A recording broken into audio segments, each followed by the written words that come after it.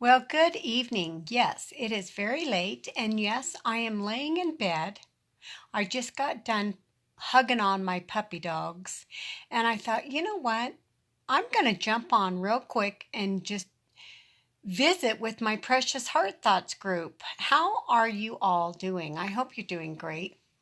I have had a very busy full day today, and as you can see, there's no makeup on, there's my hair's not done. It sometimes the real and raw of being a caregiver is exhausting. And I know a lot of you caregivers know exactly what I'm talking about.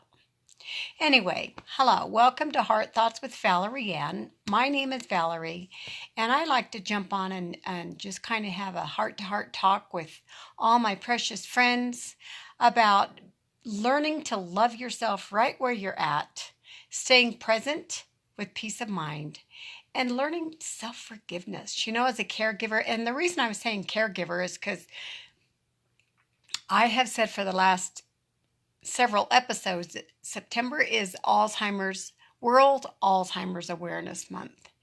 And I'm primarily pointing out all the amazing, awesome caregivers that sacrifice their time, their life, and often their finances to care for their loved one. So I want to lift you up in the highest of honor and say kudos to you. I commend you. I lift you in the highest prayer. And I just ask God to wrap you in his wings of grace and peace.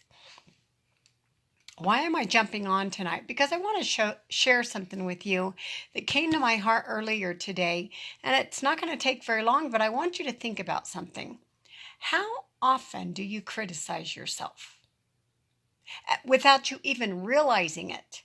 How often do you criticize yourself? And as a caregiver, it's easy to fall in that trap because if our sponge is dry, or another way to say it, if our cup is empty, and we are caregivers and our precious loved one requires so much time for us, we serve from a dry vessel, which creates resentment, anger, impatience, all kinds of stuff. And so if you go through that, do you find yourself judging yourself, saying, I can't believe I acted like that. I can't believe I said that? Self-criticism. We can't change with self-criticism. We change with self-love. So how do you self-love? When you're in a place that your sponge is dry, your cup is empty, it's not full, you stop what you're doing and you ask your higher power to fill your cup. Do you know there's mornings I wake up and I lift my arms to the heaven and I ask God to fill my cup. There's a beautiful song I used to sing when I was a religious person. I no longer go there, but I used to say, here's my cup, Lord. I lift it up. Come and quench the thirsting in my soul. Bread of heaven, feed me till I want no more. Here's my cup. I'll lift it up. You make me whole. So if you've had a day of exhaustion as a caregiver, or even as just a person that takes care of other people all the time, I see my daughter on, Tina Joe. She is a servant all the time. If our cup is dry and if our sponge is dry and our cup is empty, we will gain a resentment. You must stop what you're doing. Give yourself some love, however you do that. Let me share with you what I just did. I was washing my face before I went to bed, and I looked at myself in the mirror, and I just stood there and looked for a minute. And then I smiled at myself, and I said, you know what, Val? It's been a really busy day today. And you've had good moments, and you've had moments of challenging that would challenge your personality or even your patience.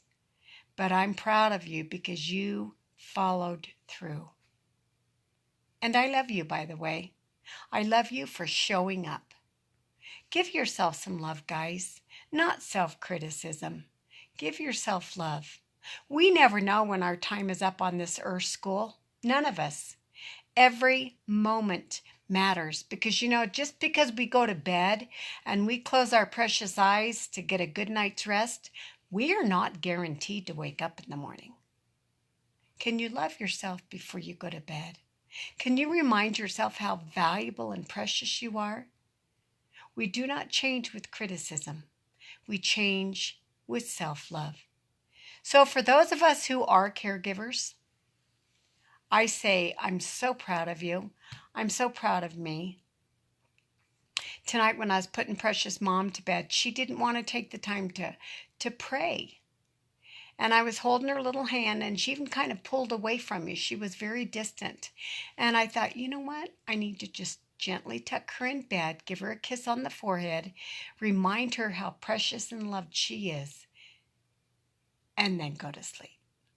And that's exactly what I did. And you know what? That was enough because that's all she wanted. Love yourself, guys. Remember what I said a few episodes ago. Love yourself like your life depends on it, because you know what? It does.